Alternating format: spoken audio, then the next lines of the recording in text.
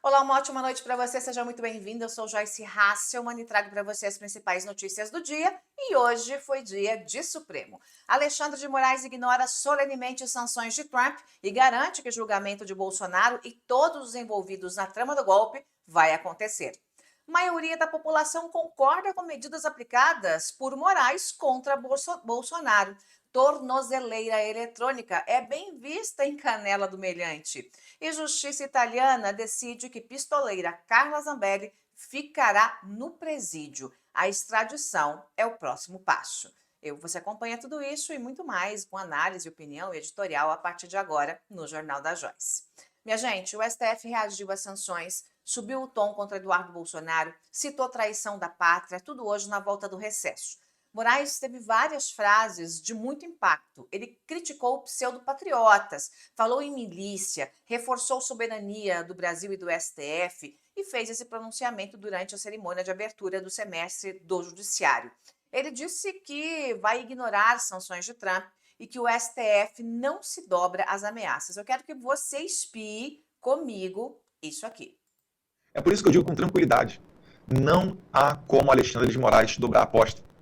O rito processual do Supremo Tribunal Federal irá ignorar as sanções praticadas. Esse relator vai ignorar as sanções que foram aplicadas e continuar Tá aí, trabalhando minha gente, como né? vem fazendo. O ministro Alexandre de Moraes deixando bem claro, fazendo esse pronunciamento aí durante a cerimônia, que não vai se dobrar a nenhum tipo de ameaça ou qualquer tipo de sanção. Diz que vai ignorar tudo aí que o Trump fez e colocou contra ele. Afirmou que palavras fortes do ministro, que a organização criminosa tenta obter o arquivamento das ações penais por meio da defesa de interesses estrangeiros no país.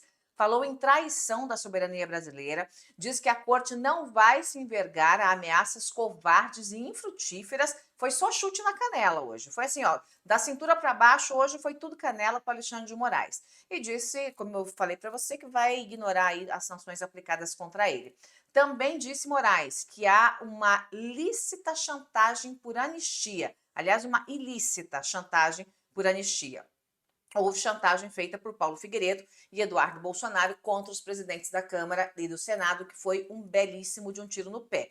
Assim, eles são realmente muito idiotas, né? Como eu disse para vocês, não são nem idiotas úteis, são idiotas inúteis, assim, porque o Paulo Figueiredo e o Eduardo Bolsonaro vieram a público, né? Porque eles estão lá de tigrão de computador, então estão do outro lado, estão todos machões aí, com Câmara, com Senado, com STF, com Alexandre de Moraes. Quando estavam aqui, pareciam, né, umas gatinhas, assim, né, gatinhas nervosas, arranhando bem de leve, assim, né, o STF. Agora que estão lá, posam de tigrões, as gatinhas. Mas o fato é que os dois subiram o tom contra o presidente da Câmara, o Mota, e contra o presidente do Senado, Davi Alcolumbre, dizendo o seguinte: se vocês não pautarem a anistia e não aprovarem a anistia imediatamente, o Trump vai colocar mais tarifa em cima do Brasil.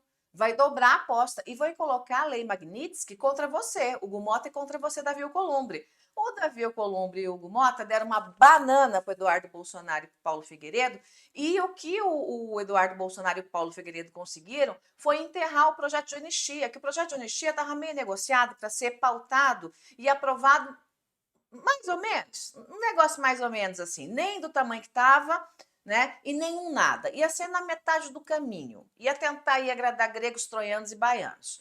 Acontece que, com as ameaças diretas do Eduardo Bolsonaro e do Paulo Figueiredo contra o Hugo Mota e também o Davi Alcolumbre, os dois deram de ombros e, ó, não vão pautar porque não tem clima, já deixaram claro que não tem clima, que não vão ceder às ameaças, porque se pautarem agora o projeto de anistia, vão estar simplesmente mostrando que tem medo de um moleque sem vergonha, que não vale um único centavo, que não tem nenhuma vergonha na cara, que trama contra a soberania nacional, contra a economia brasileira, né? E que está lá, né, dando uma de machão quando é um grande de um covarde. Aliás, o ministro Alexandre de Moraes chamou hoje Eduardo Bolsonaro de covarde, porque covarde é o que ele é. Né? E disse ainda ao Alexandre de Moraes que as ações vão prosseguir, que o rito do STF não se adiantará e não se atrasará, vai ser cumprido conforme tem que ser cumprido.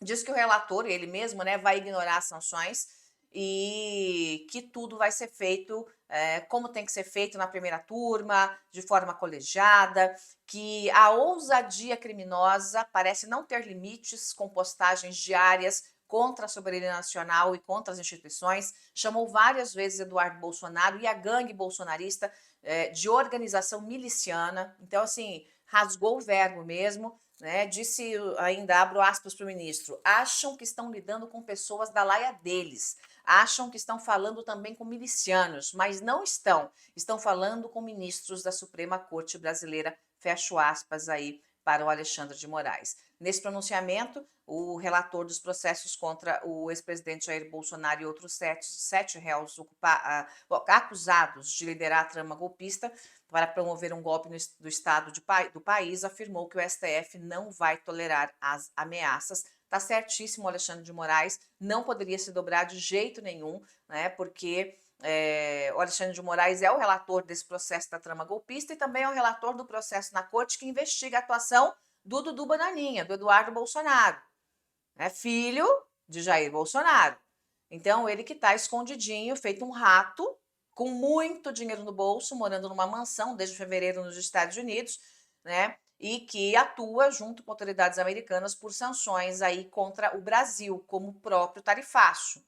Lembre-se que o tarifaço foi aplicado numa medida coordenada entre Eduardo Bolsonaro, o Rubio, que é secretário de Estado americano, que foi lá, e o filho do Trump, que foram lá no ouvido do Trump para fazer com que o tarifaço acontecesse aqui no Brasil, e aí depois também as sanções contra o Alexandre de Moraes, e diz aí, né, o Eduardo, como você ouviu, que o Moraes não tem como dobrar a aposta, mas ele, né, dobrou a aposta e defendeu também que as tentativas de obstrução à justiça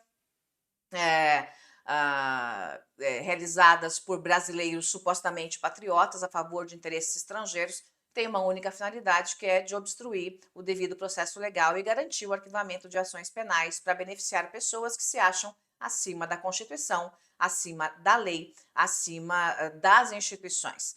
E o presidente do STF, Roberto Barroso, fez um belíssimo discurso também em prol da nossa soberania e de apoio à atuação de Moraes.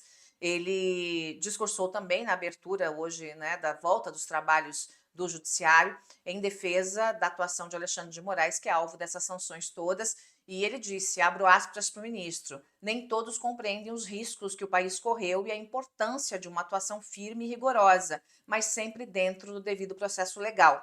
Então, foi muito firme, falou da questão dos casos ligados ao 8 de janeiro, disse que a atuação da corte contribuiu para garantir a estabilidade do Brasil, né, para impedir o golpe, e disse ainda o ministro que nós somos um dos poucos casos no mundo em que um tribunal, ao lado da sociedade civil, da imprensa e de parte da classe política, conseguiu evitar uma grave erosão democrática sem nenhum abalo às instituições. E acabou fazendo um apanhado histórico também, lembrou casos, episódios históricos, disse que aqui não houve nenhum preso, que não houve nenhum torturado, lembrou o episódio da invasão à sede dos três poderes no dia 8 de janeiro, né? E lembrou outros atentados também à instituição, como a invasão ao prédio da Polícia Federal e atentados à bomba contra o STF e também no aeroporto de Brasília. Se a gente for relembrar, gente, o que aconteceu, é um negócio muito pesado, é muito trágico, né? Não se trata, não, uma coisa específica que aconteceu no 8 de janeiro. Não, houve uma série de coisas, uma série de fatos, né? Esse atentado à bomba,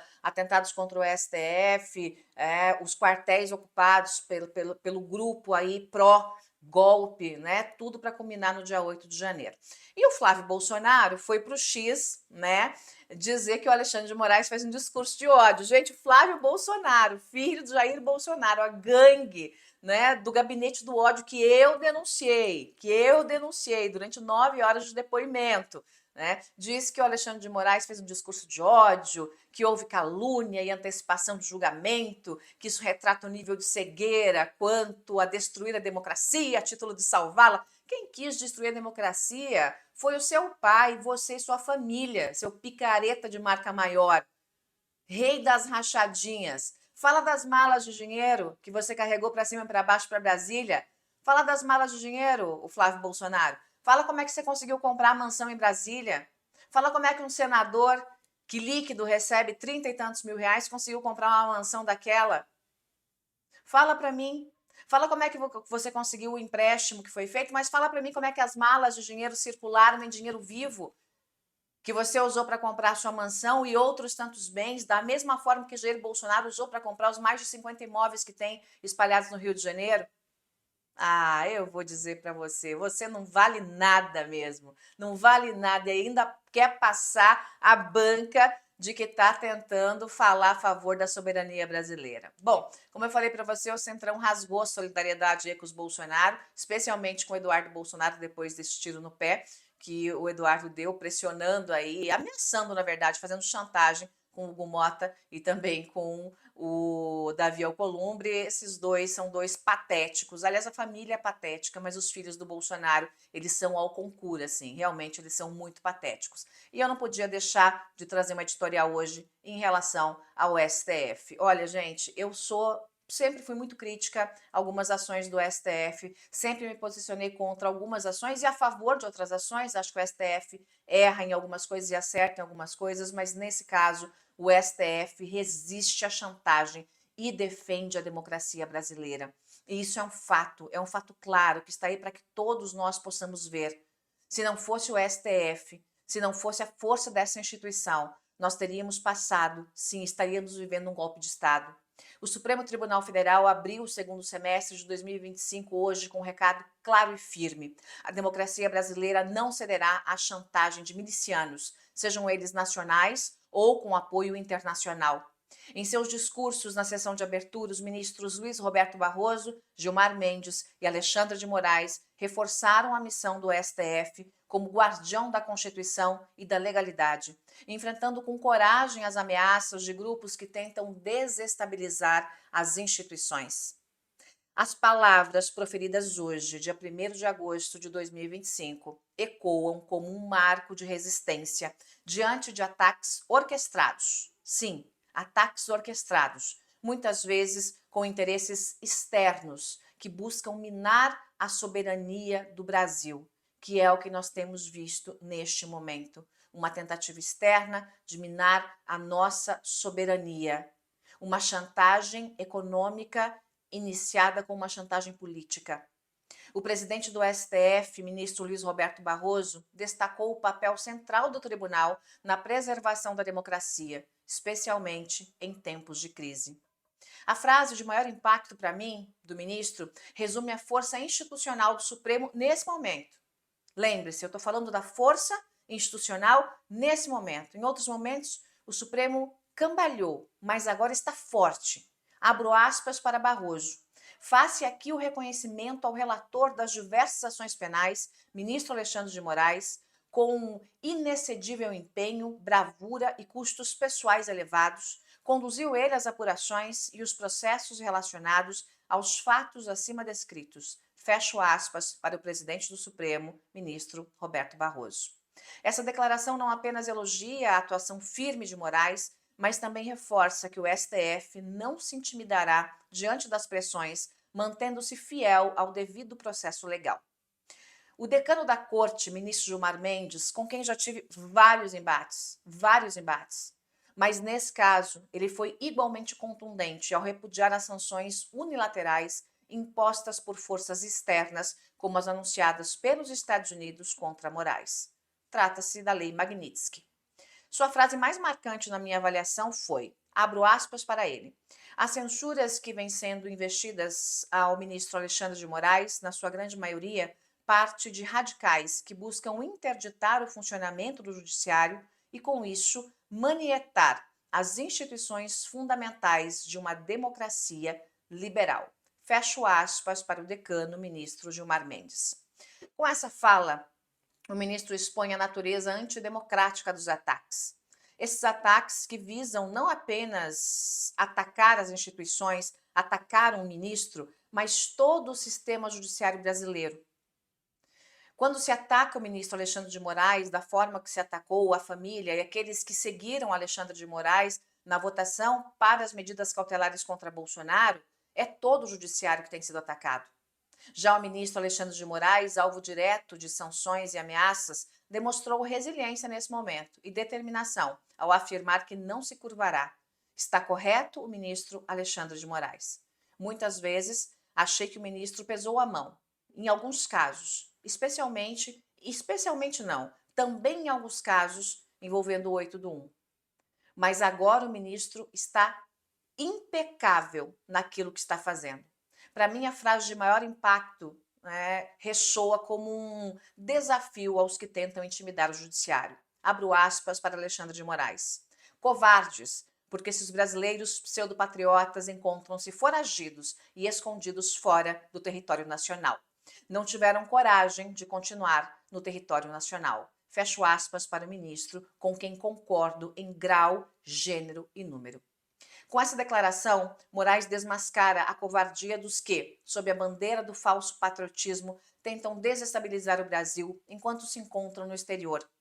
Os discursos de hoje deixam claro que o STF não apenas resiste, mas também avança na defesa da democracia. A chantagem dos milicianos, mesmo com apoio internacional, não prosperará no Brasil. Como bem apontou Barroso, o Supremo tem sido essencial para evitar o colapso das instituições, enfrentando atentados, ameaças e os atos golpistas do dia 8 de janeiro.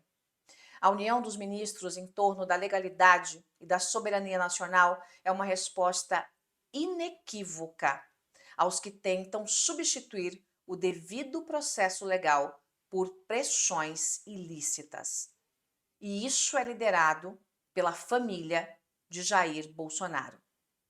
O Jornal da Joyce, o jornal que eu comando, é comprometido com a verdade e com a democracia e manifesta, nesse momento, neste caso, o total apoio ao STF, neste momento de ataque à nossa soberania nacional. Eu não vou me calar, eu não posso me calar. Também não jogo para a torcida, nunca joguei. Digo o que acho correto. As minhas análises são com base em fatos e a minha opinião com base na verdade. Que a bravura e a independência deste Supremo de hoje,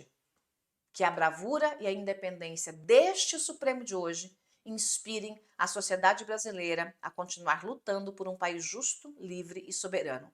Os milicianos, sejam eles quem forem, serão vencidos pela força das instituições e pela vontade do povo brasileiro. Serão vencidos pela nossa Constituição, serão vencidos pela nossa legislação. Não terá outra pátria que possa simplesmente abraçar os milicianos contra a nossa lei brasileira. Gente, vamos falar de pesquisa? Datafolha. Datafolha saiu hoje, tem pesquisa, tem mais 2 ou 3 notícias para vocês. O jornal hoje também se resumiu muito a questão do STF, que é a notícia mais importante do dia, mas veio Datafolha hoje que mostrou que 50% aprovam a tornozeleira no Bolsonaro e acham que o ex-presidente pretendia sair do Brasil. Lógico, só juntar Lé com Cré, né, gente? A maioria dos entrevistados considera correta a decisão do Alexandre de Moraes, 41% discordam, mas 55% dizem que, ó, a canelinha dele tá muito boa com a tornozeleira, tá ok? Tá ok? Caneleira, né? A canelinha do Bolsonaro com a tornozeleira eletrônica ali, ó, bandeirinha do Brasil, não é, Bolsonaro? Ó, tá todo mundo concordando, uma grande maioria. Vamos aos números da pesquisa como um todo. 44 concordam em parte, 11 não concordam nem discordam. 1 discordam em parte, 9 discordam totalmente, 30, aliás, discordam totalmente, 32% não sabem 3% e concordam totalmente 55%. Em relação ao tarifaço, entidades dos Estados Unidos saem em defesa de isenção de alimentos no Brasil, do Brasil para os Estados Unidos, são associações de restaurantes e bens de consumo que têm reforçado junto ao governo Trump, assim, numa boa, sem brigar, sem entrar em conflito com a Casa Branca, porque a gente sabe que conflito com o Trump não é um bom caminho. Então, essas associações têm conversado e dizendo que é impossível se obter no país algumas das matérias-primas que essas associações precisam, né, para que consigam manter os suprimentos de restaurantes, para uma cadeia de restaurantes grande. Então, que essas tarifas afetam o custo e a disponibilidade de produtos essenciais. Por exemplo, aquilo que a gente vem dizendo, eu tenho dito para vocês há algum tempo, o café, a carne bovina do Brasil, os vinhos e destilados europeus, que vão subir muito de preço, né, caso não haja um retorno aí nessas tarifas. As carnes bovinas, por exemplo, já estão mais caras, níveis recordes nos Estados Unidos, porque eles estão com uma produção menor. Isso tem impactado o preço, por exemplo, dos hambúrgueres, dos tacos nos cardápios, né? A indústria de gado norte-americana tem vivido um momento muito complicado. O rebanho nas fazendas americanas é o menor desde o início da série histórica, há meio século. Então a coisa está bem complicada nos Estados Unidos e é o tipo de pressão que pode funcionar, porque é a pressão que vem direto do setor privado que está sendo afetado, né? E aí tem toda uma complicação nessa história, porque setor privado afetado, sobe o preço do hambúrguer, sobe o preço do taco, sobe o preço do café, sobe o preço, né, da maioria dos produtos aí dos Estados Unidos por conta dessas tarifas aplicadas contra o Brasil e contra outros países do mundo. Sobe o preço de tudo, acontece o que? A inflação. Inflação. A taxa de juros americana foi mantida essa semana, está entre 4% e 4,5%. Então, vai fazer o quê? Vai subir a taxa de juros americana para segurar a inflação, que vai ter inflação com esse tarifaço, não tem como fugir da inflação? Então, o Trump está com um negócio meio esquisito para ele tentar moldar aí. Ele vai ter que dar uns pulos aí, abrir algumas concessões para que a própria economia americana não sofra muito e muito com o que ele mesmo está fazendo com outros países e com o próprio Estados Unidos. E a pistoleira, gente? E a pistoleira? A pistoleira fica presa na Itália. Ela passou por uma audiência, tipo uma audiência de custódia aqui no Brasil, foi lá, tentou falar com o juiz, chorou. Ai, Excelência, eu sou uma pobre, coitada, tão doentinha. Eu não posso ficar na cadeia, não posso ficar presa. Eu preciso de um monte de remédio. Eu sei a doença que ela tem, gente. A doença que ela tem não é nada. É síndrome das pernas irrequietas. Essa é a doença que ela tem. O resto é tudo fingimento, né? Então ela tá lá, o juiz não colou. Ela tentou se colar, colou com o juiz manteve ela, né, na prisão, na cadeia. Então, ela está no presídio de Rebibbia, nos arredores de Roma, e permanecerá no presídio de Rebibbia. As autoridades italianas realizaram essa primeira análise do caso. Né, como eu disse para você, é uma espécie de audiência de custódia. Foi a 4ª sessão do Tribunal de Roma que decidiu pela permanência de Carla Zambelli no presídio. O Brasil pede extradição, o próximo passo deve ser a extradição. Claro que a defesa dela está tentando tudo que é tipo de coisa, um bombadão lá, ela arrumou lá um advogado bombadão, porque o advogado decente que ela tinha largou o caso, porque viu o quanto indecente Carla era, né? Então, pulou fora do caso, e aí tem um bombadão lá que está fazendo a defesa da Carla Zambelli, fala um monte de bobagem, ajudou ela a mentir, inclusive, naquele vídeo em que ela disse que estava se entregando. Então, você vê o nível do advogado, né? Ajudando ela a mentir para a população inteira, para, de novo, né, jogar um se colar, colou. Né? Aí ele vai tentar tornozeleira eletrônica, prisão domiciliar, essas coisas todas, que eu duvido muito que prospere. Né? E a extradição, que pode levar de 1 a 2 anos, vai ser mais rápida do que se imagina, porque a coisa já está avançada, o governo brasileiro está em cima desse processo. Carla Zambelli zero representativa, né, para o Brasil e muito menos para a Itália. Então, essa extradição deve acontecer aí de uma forma mais rápida. E em breve, a Carla Zambelli, que está reclamando do presídio lá, o presídio é péssimo, está super lotado, mas tem teatro, meu bem, tem salinha de academia, área verde para você. Aproveita aí esse presídio, porque quando você chegar aqui no Brasil, você vai ver o que é bom para tosse. Né? Quando você chegar no Brasil, você vai ver. Você que sempre disse que bandido tem que sofrer mesmo, tem que ir para presídio superlotado, né? Que bandido bom é bandido sofredor. Muitas vezes até falou que bandido bom é bandido morto. Você é bandido agora, Carla. E aí? Vai ter que encarar o presídio aqui no Brasil, bebê. Vai ter que encarar o presídio por aqui. Porque aqui a situação é bem diferente do presídio aí da Itália. Vou ficando por aqui, sexta-feira.